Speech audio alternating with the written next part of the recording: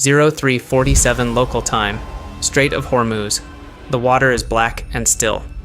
2 guided missile destroyers move in deliberate formation through the narrow corridor between Iran and Oman, escorting a column of commercial tankers cleared for transit under Operation Hormuz Shield. The night shift is 4 hours deep. Routine, predictable. The radar picture is clean. Then it isn't. Inside the Combat Information Center of the lead destroyer, the surface search console flickers. A cluster of contacts appears low on the northern horizon. Too low for aircraft. Too fast for surface ships. Electronic support measures spike immediately. Multiple emissions. Short wavelength. High frequency. Fire control radar. No identification signals. No warning. No hail. The watch officer doesn't speak for 2 full seconds.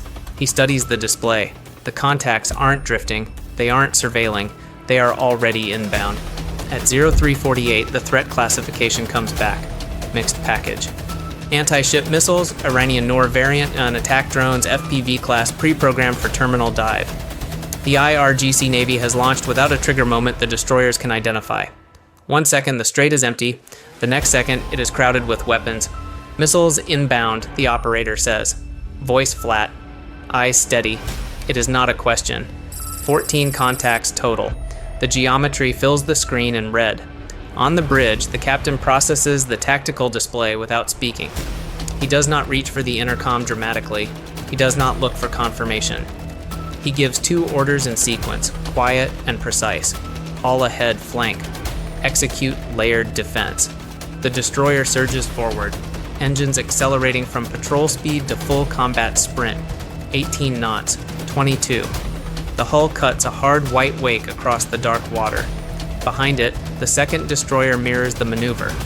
The tanker column begins emergency dispersal as instructed under the escort protocol. The clock is now running.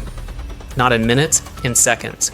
At 0348 plus 45 seconds, the AN/SPY-1 radar locks the first incoming missile.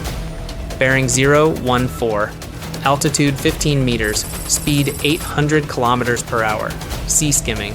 Designed to slide beneath most conventional intercept envelopes, but not this one. The weapons officer doesn't wait for the order. The procedures are already written.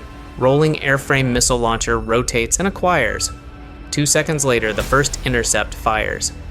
Above the black water, a streak of exhaust cuts across the sky. Short, decisive.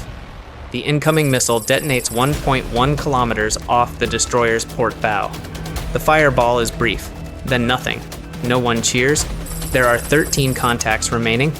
At 0349, the FPV drone wave crosses the outer intercept threshold. 8 units, spread laterally. Altitude erratic, a signature of pre-programmed terminal attack profiles rather than remote piloted approach. These are not precision weapons. They are saturation weapons. The IRGC knows that destroying every one of them is harder than destroying any one of them. The phalanx CIWS on the destroyer's aft section comes alive. Its radar locks the nearest drone cluster. The 20mm rotary cannon begins cycling at 4,500 rounds per minute. The sound is short and mechanical.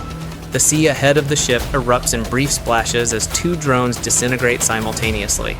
But the geometry is complex. The drones are not attacking from one direction. 3 approach from the starboard quarter. The second destroyer engages them. 2 more sweep wide to port. The lead destroyer's forward phalanx rotates and fires again. At this range, at this speed, the margins are measured in fractions of seconds. At 0350, another anti-ship missile locks onto the lead destroyer's acoustic signature. The system flags it immediately. Mid-body seeker. Active radar. It has found the hull.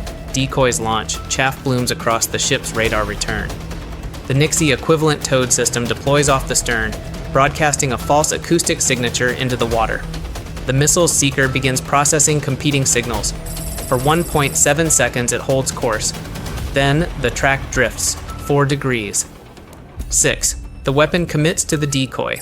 The explosion happens 300 meters astern, close enough to rattle the hangar deck, far enough to matter.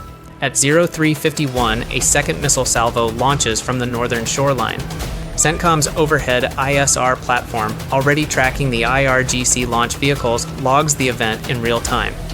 Coordinates are transmitted to both destroyers before the weapons reach cruise altitude.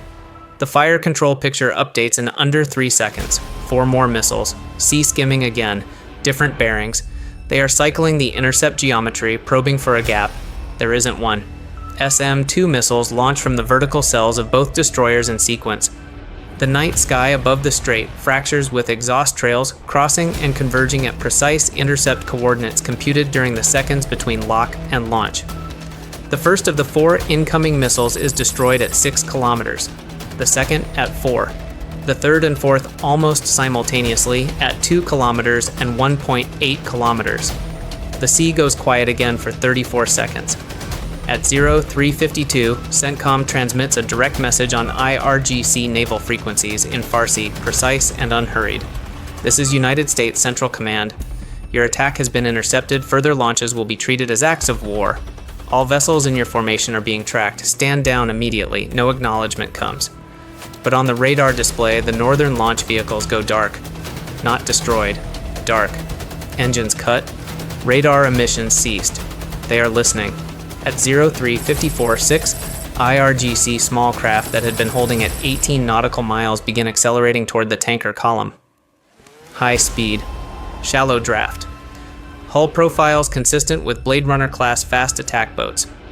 This is the second phase of the operation, maritime harassment, while the missile exchange consumes destroyer attention. The tanker column is not unprotected. Above the strait, a P-8 Poseidon that had been orbiting at 25,000 feet since midnight descends to operational altitude and activates its surface search systems. The 6 IRGC boats are illuminated in detail within seconds. Hull numbers resolved, formation documented, position fed directly to both destroyers. The lead destroyer detaches from the tanker column and positions itself between the fast attack boats and the nearest tanker. At 12 nautical miles, then 10, then 8. The IRGC boats do not close further. They slow. They spread slightly. They begin broadcasting on open frequencies, routine coordination language, nothing hostile in phrasing. But their course had been aimed precisely at the tanker column, and their timing was not coincidence. The destroyer holds position at 6 nautical miles, not approaching, not yielding, between them and their objective. At 0358, CENTCOM confirms all missile intercepts successful. 0 hits on U.S. naval vessels, 0 casualties aboard either destroyer. The tanker column has completed dispersal and is resuming northward transit under escort. At 0401, the 6 IRGC fast attack boats turn south. Not quickly, not all at once. One first, then another, then the rest. Their wakes angle away from the tankers and back toward Iranian coastal waters. No announcement is made, no declaration issued. In the dark, in the middle of the world's most contested waterway, something simply changes direction. Inside the Combat Information Center, the watch officer logs the sequence. Attack initiated 0347. Final contact withdrawal 0401. 14 incoming weapons, all intercepted, 0 damage sustained. He pauses before the final line. 14 weapons fired at U.S. Navy vessels. 14 weapons destroyed or diverted. That sentence doesn't contain triumph. It contains the result of 10,000 hours of training, redundant systems built for exactly this geometry, and crews who understood that the time between detection and decision is the only time that matters. The destroyers resume escort formation. The tankers move forward. The Strait of Hormuz returns to the sound of engines and dark water. On the horizon to the north, the Iranian coast is invisible. But the IRGC knows what the radar logs show, what the P-8 recorded, what CENTCOM transmitted. They fired everything available. They hit nothing. And the ships they targeted are still moving, still escorting, still exactly where they were assigned to be. That is the answer.